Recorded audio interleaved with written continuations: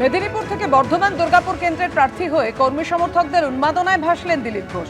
আর বর্ধমানে পৌঁছতেই দলের প্রার্থীকে সাড়ম্বরে স্বাগত জানিয়েছেন বিজেপির কর্মী সমর্থকরা। রাজ্য জুড়ে চাষ করেছিলাম, আজ সেখানে ফুল ফল ফলছে। বর্ধমান দুর্গাপুরের প্রার্থী হওয়ার পরই এলাকায় গিয়ে বিস্ফোরক দিলীপ ঘোষ।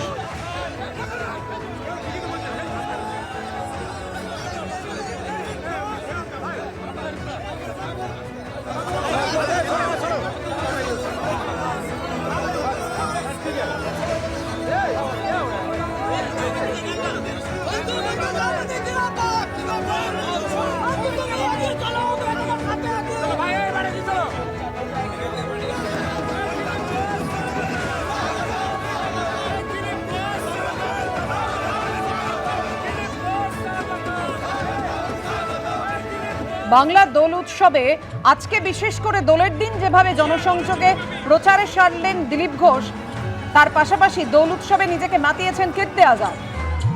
মেদিনীপুর নয়, বর্ধমান দুর্গাপুর থেকে লড়ছেন দিলীপ ঘোষ লোকসভা নির্বাচনে। রাজ্য জুড়ে চাষ করেছিলাম, আজ সেখানে ফুল ফল ফলছে। বর্ধমান দুর্গাপুরে প্রার্থী হওয়ার পরই এলাকায় গিয়ে বিস্ফোরক দিলীপ ঘোষ।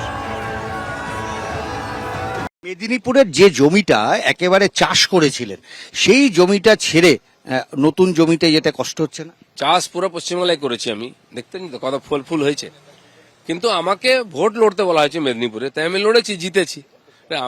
দেখুন, অনেকে জিততেই পারে না সারা জীবন, অনেকে নিজেরা জেতে, অনেকে নিজে জিতে অন্যকে জেতায়, এটাই পার্থক্য আছে। আপনি কোথায় দাঁড়াবেন, আপনি কোথায় লড়বেন, দিলীপ ঘোষ কোথায় লড়াই করবেন, তা নিয়ে অন্যদের মাথা ব্যথার কারণ কি?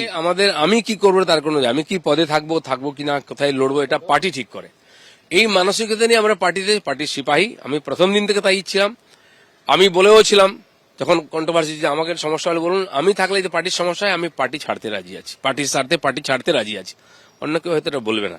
এই মন নিয়ে আমি লড়াই করি, পার্টি যেটা বলে সেটা শেষ কথা। मजा आता है, कोई चैलेंज दे तो। अभी तक तो कोई आया नहीं था। हम 3 बार का एमपी है, 1 बार का एमएलए है, और वो यहाँ आएंगे तो यहाँ के टीएमसी के वर्कर उनको 0 पर आउट करके वापस भेज देंगे। দ্বিতীয় দফার বাংলায় 19 জন প্রার্থীর তালিকা প্রকাশ বিজেপির। আপনারা জানেন, প্রথম দফায় 20 আর পরের দফায় 19। এখনো 4টি লোকসভা কেন্দ্রের প্রার্থী তালিকা ঘোষণা বাকি আছে বিজেপির। গেরুয়া শিবিরে যাওয়ার পুরস্কার পেলেন তাপস রায়, অর্জুন সিং। কলকাতা উত্তরে তৃণমূলের সুদীপ বন্দ্যোপাধ্যায় বনাম বিজেপির তাপস রায়ের লড়াই। উত্তর কলকাতার মানুষ এবার দুষ্টের দমন, শিষ্টের পালন করবেন। কেউ সবুজ রং মাখালেও স্বাগত, কিন্তু স্লোগান গেরুয়ার পক্ষে।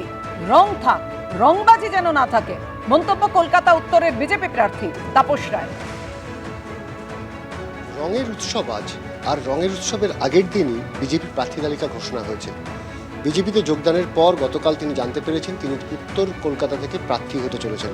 আমরা এই মুহূর্তে রয়েছি তাপস রায়ের বাড়িতে, তার সঙ্গে কথা বলবো। তাপসদা, রঙের উৎসব, সেক্ষেত্রে দাঁড়িয়ে সেই রঙের রাজনীতিটা আপনি প্রাধান্য দেবেন, নাকি আজকে সব রং মিলেমিশে এক হয়ে যাক সেটা চাইবেন? রঙের রাজনীতি চলুক, গণতন্ত্রে তো তার কোনো বাধা নেই, রংবাজি রাজনীতি বন্ধ হোক। 2 নম্বর বিষয়, ধরুন আজকে আপনি বিভিন্ন জায়গায় জনসংযোগে যাবেন, প্রচারে বেরোবেন, স্বাভাবিকভাবে সাধারণ মানুষের সাথে আপনার যে পরিচিতি, উত্তর কলকাতা তো আপনার নিজের গড়, আপনি নিজেকে ভূমিপুত্র বলেন এখানকার। স্বাভাবিকভাবেই সেই জায়গায় যদি কোনো তৃণমূল কর্মী এগিয়ে এসে আপনাকে সবুজ আবির মাখাতে চায়, আপনি কি সেটা সাদরে গ্রহণ করবেন? নিশ্চয়ই।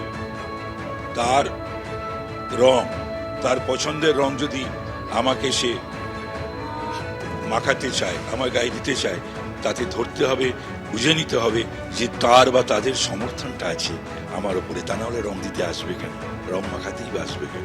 আমার স্লোগান থাকবে মুঝে রং দে গেরুয়া।